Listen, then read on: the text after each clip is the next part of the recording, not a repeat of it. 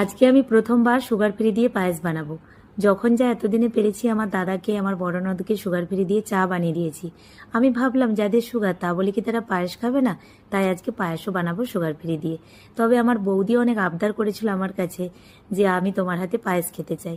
তো আমাদের বাড়িতে বানাবো বানাবো করে আমার সময় হচ্ছিল না।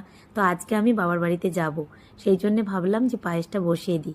এই ঘিটা না পিঁপড়ে হয়ে গেছিলো, তাই ছেঁকে রাখলাম। তো এই যে দেখো, পায়েসের চালটা সেদ্ধ হয়ে গেছে। একটু আমুল দুধও গুলে নিয়েছি পাউডার। তো এক সাইডে কিছুটা পায়েস আমি তুলে নিয়েছি। এইবার কয়েকটা সুগার ফ্রির বড়ি দিয়ে দেবো। তো এটা আমার বড় ননদের জন্য আর আমার দাদার জন্য। ওদের দুজনের তো সুগার, তাই ওদের জন্য আলাদা করে সুগার ফ্রি দিয়েই পায়েসটা বানালাম। বাদ বাকি সবার জন্য এই যে বাতাসা দিয়ে বানাবো। আমাদের পুজোর সময় অনেক বাতাসা গুঁড়ানো হয়েছে, তো সেই বাতাসা আছে বাড়িতে, ভাবলাম বাতাসাগুলো দিয়ে দিই। তো এই দেখো প্রায় পায়েসটা রেডি হয়ে গেছে। তো সানা আর বাবু এখন রেডি হয়ে গেছে, ওরা আগে চলে যাবে মামা বাড়িতে।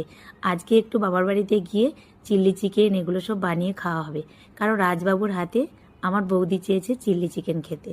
তো সেই জন্যই যাচ্ছি। তো ওরা চলে গেল, আমরা একটু পরে যাব। আর পায়েসটা এখন ঠান্ডা করতে দিয়েছি, তাই আর ওদের হাতে পাঠালাম না, গরম ছিল বলে। আমরা যখন যাব সঙ্গে করে নিয়ে যাব। আর জানো তো, আমার বড় ননদও আমাদের সাথে আমার বাবার বাড়িতে যাবে।